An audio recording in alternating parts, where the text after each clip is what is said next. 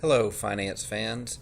My name is Preston Shane, and I'm a EMBA student at SLU in Hammond, Louisiana. Our question today is going to be, are dividend prices relative to stock prices?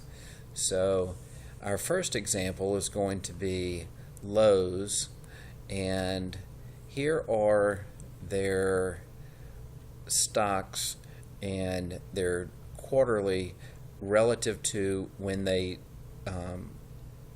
posted dividends for the last 5 years. So what we're going to do is we're going to run a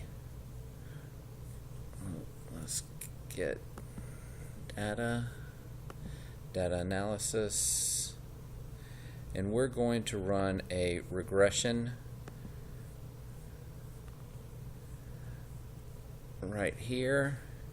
So the first thing that we need to do is go ahead and set up our x-axis, and that is going to be right here on our what it was at the close of the day or close of the period. The next is going to be our dividends. That's going to be our y-axis. We want to go ahead and use our labels, and I like to go ahead and show a chart. It makes it a little bit easier for us to get a picture as to what's going on. I'm only going to go ahead and do the regression on our first on Lowe's. On the other four, it's already going to be populated, and I'm doing this because of time. Because if I do this for each one, we're going to run out of time, and this would be about a 30-minute presentation. So here we go, and let's see what it's going to go ahead and show us. So let me go ahead and move this real quick. I want to go ahead and cut it.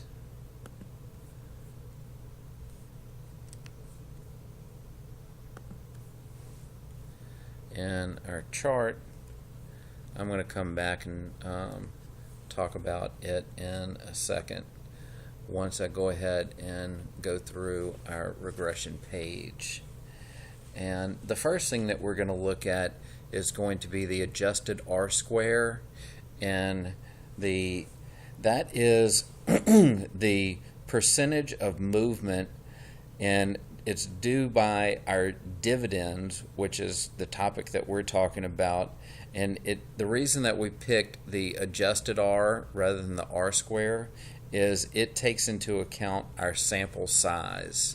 And so typically our number is going to be lower than the R square, and that is the reason, is because of the sample size. If you look at the coefficient, we have a positive number.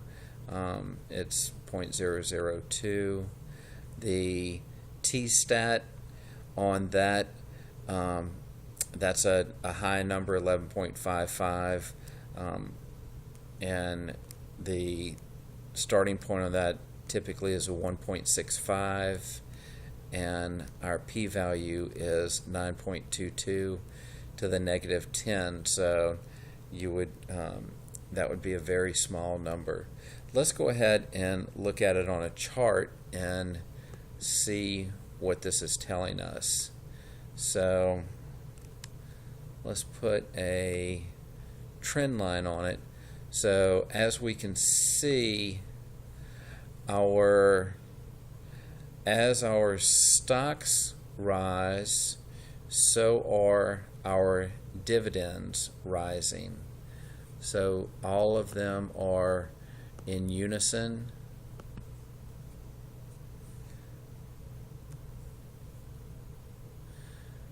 Going from left to right in a upward motion. So that's what we would want it to look like if we were investing with Lowe's, and so that one is following exactly what we thought, where dividends are correlated to the price of the stock. As the price of the stock goes up, so are our dividends. So let's look at our next one, which is going to be Bank of America. And here's our Bank of America from February of 2013. And as you can see, it starts off at 11 and goes up to 16. And the dividends start at 0.01 and go up to 0.075. So we've already done the regression.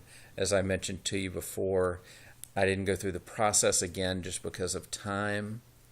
So our adjusted R square is 0.09, and again, this is the percentage of movement due by our dividends. So this is telling us that 9% is the movement due to the dividends. And here is the coefficient, the 0.00466. Our T-stat is just a little bit below the average of 1.65 at 1.55, and the p-value is 0.14. So all positive numbers right at this point.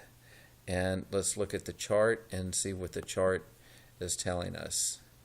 So, and it's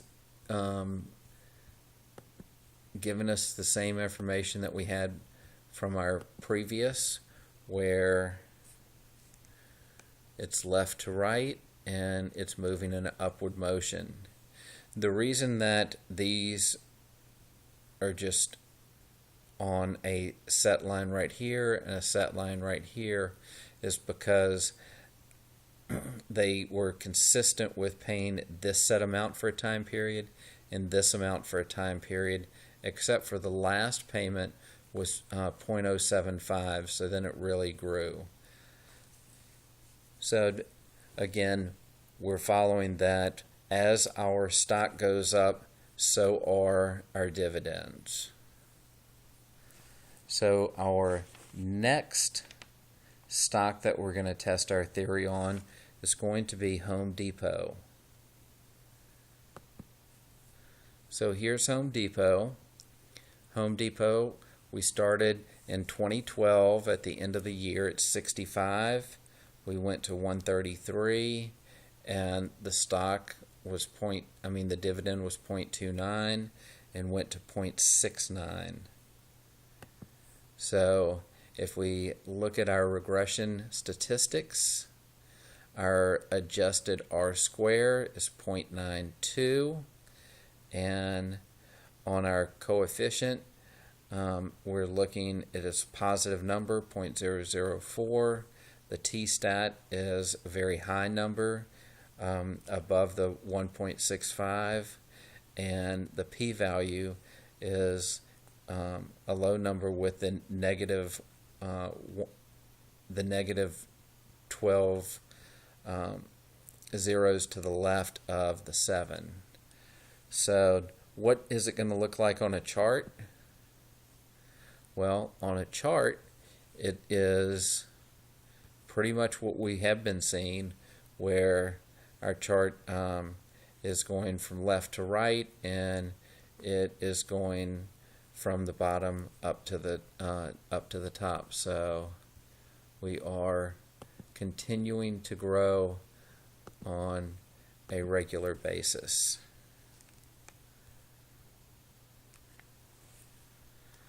All right.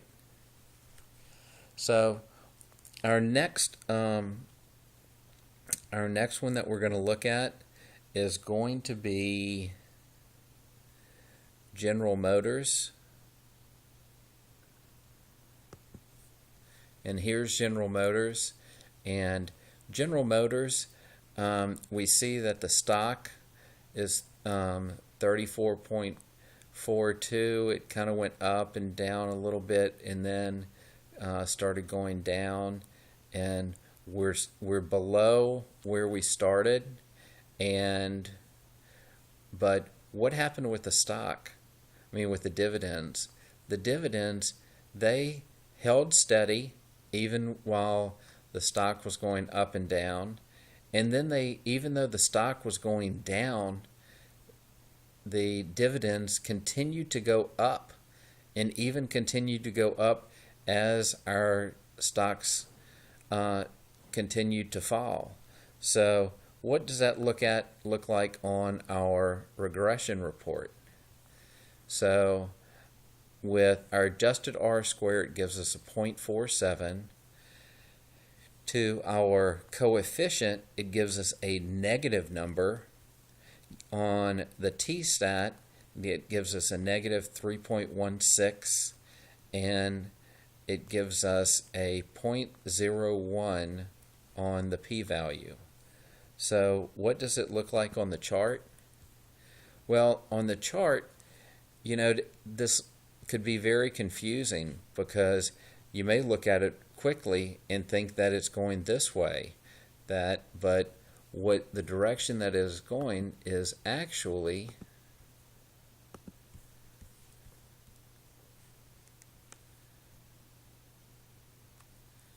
in this direction. So the stock is falling, but the dividends are rising. So this is going to tell us that the dividends do not have a correlation to the price of the stock, and that it can be changed due to many different factors. So from what we thought in the beginning, we was incorrect. And thank you very much for watching.